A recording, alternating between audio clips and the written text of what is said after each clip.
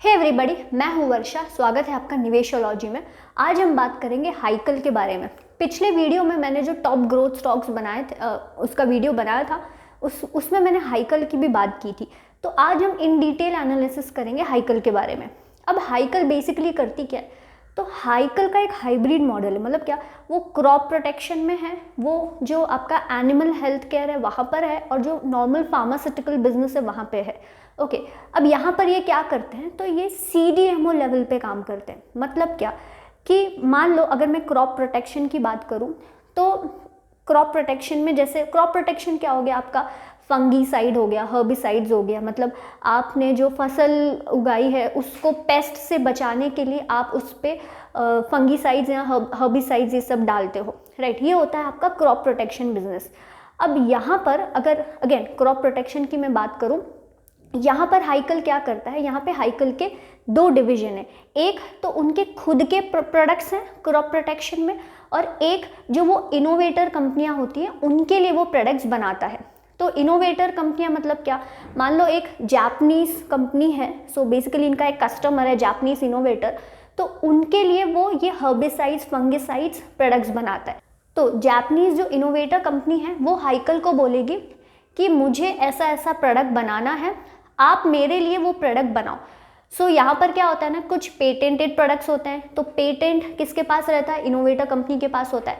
हाइकल उसको सिर्फ सब कुछ बना के देगी। तो अब क्रॉप प्रोटेक्शन में हाइकल बेसिकली क्या करती है? हाइकल जो AI है, एक्टिव इंग्रेडिएंट, वो बनाती है, और जो इंटरमीडिएट है वो बनाती है। मतलब क्या, कोई भी जैसे जैसे फार्मा में क्या होता है कि आप पहले आपका बेस मटेरियल होता है, फिर API होता है, एक्टिव फार्मा इंग्रेडिएंट, जो मेन दवाई होती है। सपोज आप क्रोसिन खा रहे हो, तो यहाँ आप मतलब कोई पेन किलर खा रहे हो, तो उसमें जो मेन पेन दूर करने का काम करेगा वो आपका API होगा, राइट।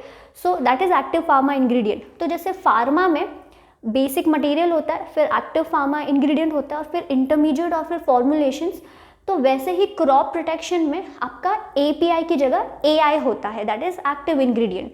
सो बेसिकली हाइकल इनोवेटर कंपनियों के लिए AI बनाती है क्रॉप प्रोटेक्शन में, और इंटरमीडिएट्स बनाती है।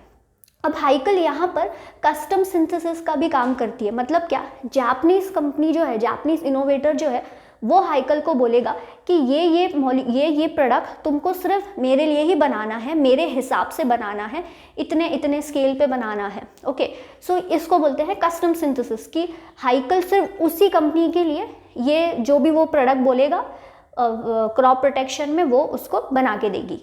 सो क्रॉप प्रोटेक्शन में हाइकल क्या करती है?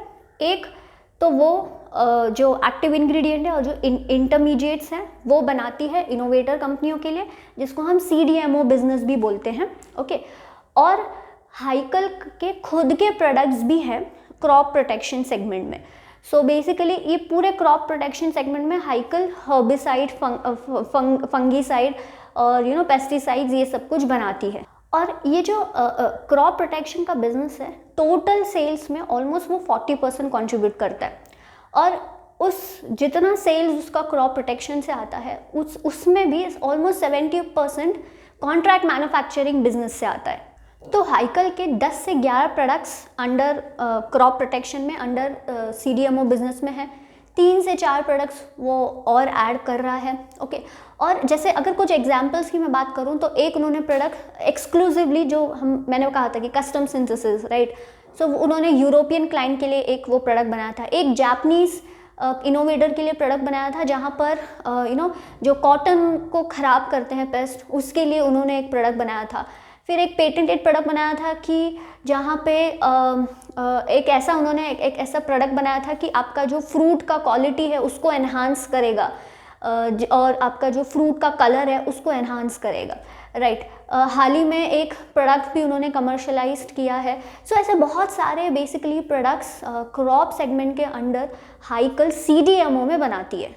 फिर कंपनी क्रॉप प्रोटेक्शन में खुद के जो प्रोडक्ट्स हैं, जो वो खुद मतलब खुद के अंडर जो बनाती है, उसमें बायोसाइड्स कंपनी बहुत बना रही है। तो बायोसाइड्स एक तरह का एंट्री बैरियर बिजनेस है, क्योंकि वहाँ पर आपको अलग सी टेक्नोलॉजी लगती है, वहाँ पर एंट्री बैरियर बहुत हाई है।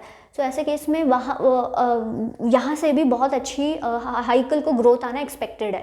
अब हम इनके फार्मा सेगमेंट की बात करते हैं, तो वहाँ पे बेसिकली एक नॉर्मल आपका फार्मास्यूटिकल आ गया, एक एनिमल हेल्थ केयर भी है। ओके, तो यहाँ पर बेसिकली कंपनी एपीआई सीडीएमओ करती है कि कहाँ पे एपीआई और इंटरमीडिएट स्पेस में।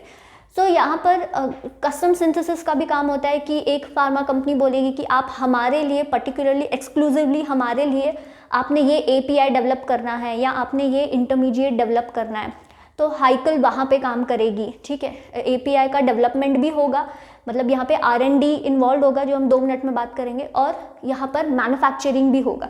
अब हाइकल का यहाँ पर क्या होता है ना कि Hikal has an expertise into scaling from gram to kilo to tons level of production. Okay, so ये एक बहुत अच्छी चीज़ हो गई, अच्छे से वो स्केल कर लेता है। और जैसे मैं आपको R&D की बात कर रही थी, तो इनका R&D डिवीजन भी है, क्योंकि आपको API डेवलप करना है। ठीक है, यहाँ पर सिर्फ मैन्युफैक्चरिंग ही इन्वॉल्व नहीं है, यहाँ पे आपको API इंटरमीडिएट डेवलप भी करना है, प्रोसेस डेवलपमेंट का भी काम होता है। मान लो इनोवेटर आपको एक बेसिक प्रोसेस बताएगा। ठीक है, अब इसको एक एग्जांपल से समझते हैं। ओके, सो चाय जब हम बनाते हैं तो चाय में हमें पता है पत्ती जाएगी, दूध जाएगा, चीनी जाएगी, ठीक है, पानी और ये सब जाएगा। अब एक बेसिक प्रोसेस इनोवेटर आपको बता देगा। ओके, अब इसके बाद क्या होता है ना, उसमें कितनी पत्ती जानी चाहिए, इतनी जाएगी तो कितना कैसा टेस्ट आएगा, इतनी शक्कर जाएगी तो कैसा टेस्ट आएगा। ठीक है, ऐसे बहुत सारे बैचेस वो बना देते हैं, और उसके बाद वो इनोवेटर को बताते हैं कि इसमें इतना इतना ये सब डाला, ऐसा ऐसा प्रोसेस किया तो इसकी कंसिस्टेंसी ऐसे बनी, इसका ड्रग ऐसा बना। ठीक है, या API फॉर दैट मैटर ऐसा बना, ऐसा ऐसा बनाया, इसका ऐसा बना, मॉलिक्यूल ये बना। राइट, सो यहाँ पे प्रोसेस डेवलपमेंट का भी काम होता है, जहाँ पर आपको R&D इन्वॉल्व होता है कि कहीं कहीं पे क्या होता है ना कि इनोवेटर आपको सब कुछ दे देता है। ओके, लेकिन कहीं कहीं पे वो आपको सिर्फ बेसिक चीज़ें, बेसिक प्रोसेस बता देता है, आपको वो बेसिक प्रोसेस के ऊपर और R&D करनी पड़ती है। बेसिकली यहाँ पर डेवलपमेंट होता है API का, इंटरमीडिएट्स का। राइट, सो पहले डेवलपमेंट होगा और फिर वो मैन्युफैक्चरिंग की जाएगी। सो यहाँ पर अगेन फिर उसके बाद वैलिडेशंस भी होते हैं। मतलब क्या कि हर बैचेस, जितने भी बैचेस में मैं वो चाय बना रही हूँ, मैं वो ड्रग बना रही हूँ, वो उसकी कंसिस्टेंसी लेवल सेम होनी चाहिए। राइट, ऐसा ना हो कि आपने आज अगर मान लो क्रोसिन खाया, उसका इफ़ेक्ट तो आपको बहुत अच्छा लग गया, लेकिन आप जब दोबारा वो क्रोसिन खा रहे हो तो उसके आपको साइड इफ़ेक्ट्स हो रहे हैं। राइट, क्योंकि यहाँ पर प्रोसेस में गड़बड़ हो गई, या यहाँ पे प्योरिटी में गड़बड़ हो गई, या ये सारी गड़बड़ हो गई। ऐसा नहीं होना चाहिए, तो इसमें वैलिडेशंस भी होते हैं जो CDMO वो भी करता है। सो और फिर इसमें क्या होता है ना कि जैसे मैंने कहा कि जो आपका इनोवेटर है वो मेरे पास आता है, मैं हाइकल हूँ, वो इनोवेटर मुझे बोलेगा कि ये एक बेसिक प्रोसेस मुझे बताएगा, फिर मुझे बताएगा कि मेरे को प्यूरिटी इतनी चाहिए, मेरे को ये इतना चाहिए। ठीक है, वो सब कुछ उसकी जो रिक्वायरमेंट्स है वो बताएगा, और उसके हिसाब से मुझे API डेवलप करना पड़ेगा, उसके हिसाब से मुझे इंटरमीडिएट डेवलप करना पड़ेगा। राइट, सो यहाँ पर बहुत सारा R&D भी इन्वॉल्व होता है। इसलिए आप जब हाइकल के बारे में पढ़ेंगे तो वो आपको 2 चीज़ों की बात करेगा, एक तो manufacturing and development of API and intermediate, और वो R&D सर्विसेज की भी बात करेगा। और R&D सर्विसेज बेसिकली वो खुद के प्रोडक्ट्स जो हैं उसके, जैसे फार्मा सेगमेंट में भी उसके खुद के प्रोडक्ट्स हैं, क्रॉप सेगमेंट में भी उसके खुद के प्रोडक्ट्स हैं, तो वहाँ पे भी बहुत सारी R&D इन्वॉल्व होती है। तो अगर मैं फार्मा प्रोडक्ट की बात करूँ तो एक गेबापेंटिन करके एक जेनरिक ड्रग है जो हाइकल काफ़ी बड़ा सप्लायर है उसका। फिर अगर मैं CDMO की बात करूँ तो 5 to 6 प्रोडक्ट्स इनके अंडर पाइपलाइन है, अंडर डेवलपमेंट है। फिर बहुत सारे प्रोडक्ट्स इनके जेनरिक पोर्टफोलियो में, मतलब इनके खुद के, ये खुद बनाते हैं लेकिन वो जेनरिक साइड पे बनाते हैं। राइट, सो ऐसे बहुत सारे प्रोडक्ट्स अभी भी पाइपलाइन में है। और जैसे मैंने कहा कि गेबापेंटिन जो है वो हाइकल बहुत बड़ा सप्लायर है उसका, और काफ़ी अच्छा मार्केट शेयर है। लेकिन अभी वहाँ से वो डाइवर्सिफाई भी कर रहा है, क्योंकि काफ़ी सारा बिजनेस इस जेनरिक ड्रग से भी आता है, लेकिन बहुत सारी डाइवर्सिफाई कर रहा है। और ओवरऑल हम आगे बात करेंगे कि हाइकल नए प्रोडक्ट्स में बहुत आ रहा है जो हाई मार्जिन प्रोडक्ट्स हैं। फिर हाइकल का एक खुद का प्रोडक्ट है प्रेगाबैलिन, तो वहाँ पर उन्होंने एक एंजाइमेटिक प्रोसेस, एक यूनिक प्रोसेस यूज़ करके उसकी मैन्युफैक्चरिंग की थी, जिसके लिए उनको इनोवेटिव अवार्ड भी मिला। फिर इनका जो जेनरिक पोर्टफोलियो है वहाँ पे ये लोग इनका almost 3 to 4 products under pipeline है, और ये लोग हर साल 3 से 4 प्रोडक्ट्स का ऑलमोस्ट DMF फाइलिंग करते हैं। तो DMF फाइलिंग बेसिकली जब आप ऐसे प्रोडक्ट्स लेके आ रहे हैं तो आपको FDA के अंडर DMF फाइलिंग करनी पड़ती है। फिर इनका एनिमल हेल्थ API या इंटरमीडिएट, वहाँ से भी ये लोग काफ़ी अच्छा बिजनेस कमाते हैं। 20 to 25% बिजनेस वहाँ से आता है। लेकिन द इम्पॉर्टेंट थिंग इज़ कि काफ़ी ग्रोथ एक्सपेक्टेड है इस सेगमेंट में।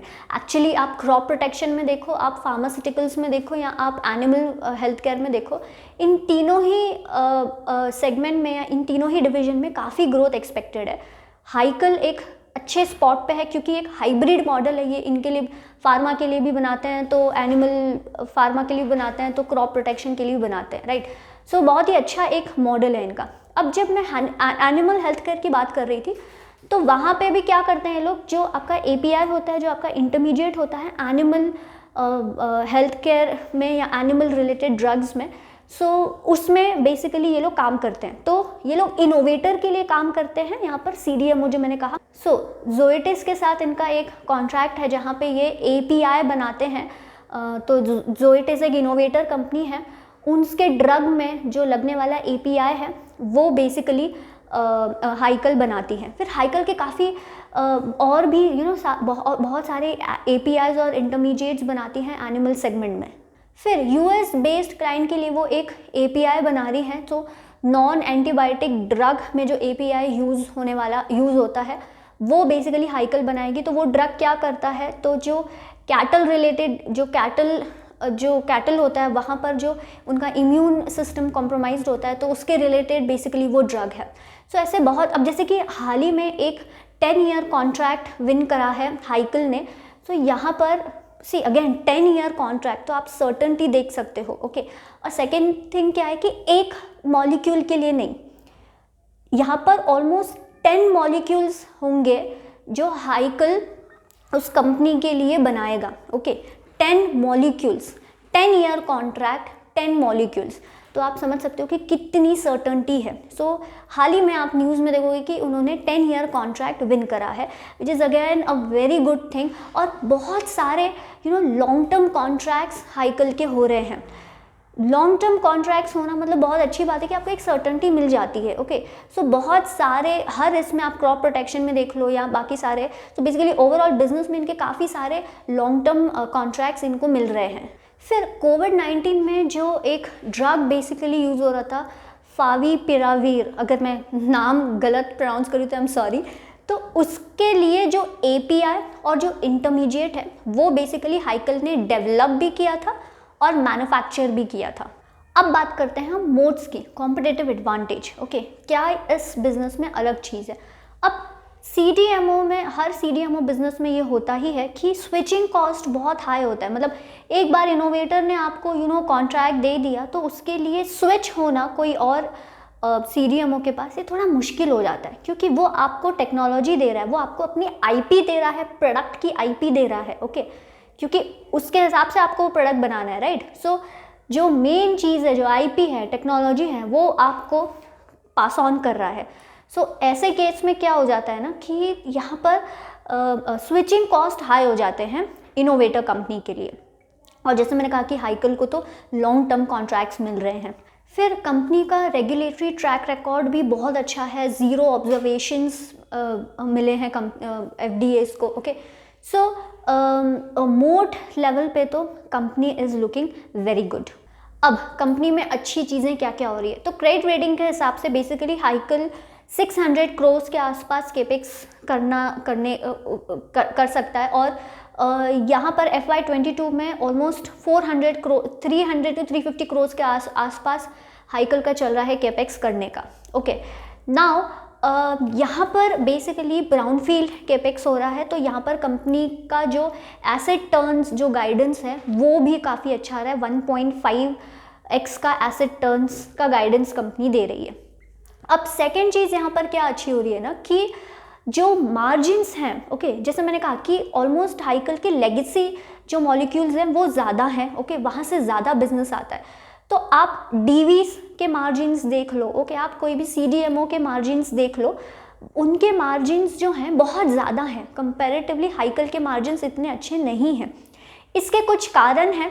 एक तो हाइकल के खुद के जेनरिक प्रोडक्ट्स भी हैं, ओके, तो उसमें थोड़े मार्जिन्स कम होते हैं एज़ कम्पेयर टू CDMO, क्योंकि आप क्रॉप प्रोटेक्शन में देख लो उनके खुद के प्रोडक्ट्स है, आप फार्मा में देख लो उनके खुद के प्रोडक्ट्स है, ओके, और CDMO का भी बिजनेस है, तो इस वजह से थोड़े मार्जिन्स कम हैं। लेकिन हाइकल अभी क्या कर रहा है ना कि खुद के प्रोडक्ट्स भी में जो नए प्रोडक्ट्स आ रहे हैं बेसिकली उसमें वो हाई मार्जिन प्रोडक्ट्स में एंटर हो रहा है, सो इससे मार्जिन्स अच्छे से बढ़ेंगे। सो CDMO लेवल पे तो मार्जिन्स अच्छे मिलेंगे ही, और जो नए प्रोडक्ट्स हाइकल के आ रहे हैं वो काफ़ी हाई मार्जिन प्रोडक्ट्स हैं। तो आप जो अगर मैं फार्मा की बात करूँ तो CNS और जो डायबिटीज़ रिलेटेड जो प्रोडक्ट्स हैं उसमें हाइकल एंटर हो रहा है, जहाँ पे ग्रोथ काफ़ी अच्छी है when it comes two diabetes, और वहाँ पे मार्जिन्स भी कंपैरेटिवली अच्छे मिलते हैं, ओके। सो हाई मार्जिन प्रोडक्ट्स में एंटर होने की वजह से यहाँ पर मार्जिन्स काफ़ी अच्छे बढ़ने वाले हैं। सो यहाँ पे EBITDA मार्जिन्स 20 to 25% के आसपास एक्सपेक्टेड हैं, और जो ROCE है वो भी 25% के आसपास एक्सपेक्टेड है, लेकिन 2024 के आसपास आप एक्सपेक्ट करना, अभी नहीं, ओके, क्योंकि अभी न्यू प्रोडक्ट्स पाइपलाइन में हैं, अभी तो बहुत सारा केपेक्स चल रहा है, ओके। सो केपेक्स इन सब की वजह से भी ROCE कम है, और क्या हो गया है ना दूसरा कि फार्मा बिजनेस जो है इनका, वहाँ पर जो केपेक्स है वो बहुत ज़्यादा है और सेल्स वहाँ से इतनी आई नहीं है, ओके। लेकिन जो क्रॉप प्रोटेक्शन बिजनेस है वहाँ पे जो एसेट्स है वो फुल्ली डेप्रिशिएटेड है, राइट। लेकिन ओवरऑल आपका ROCE कम ही दिख रहा है। तो जैसे कहा कि आगे जाके, जैसे मैंने कहा कि आगे जाके जो मार्जिन्स बढ़ेंगे, आगे जाके जो नए मॉलिक्यूल्स आएंगे, जब केपेक्स से सेल्स आना सब शुरू हो जाएगा, तो यहाँ पर ROCE काफ़ी अच्छा ऑलमोस्ट 25% आप देख सकते हैं आज से 4 to 5 ईयर्स के आसपास। अब हम रिस्क की बात करते हैं। तो सबसे पहला रिस्क जो है एक्चुअली अभी ये जो मैं अभी जिस रिस्क की बात करूँगी, अभी हाइकल इस चीज़ में सुधर रहा है।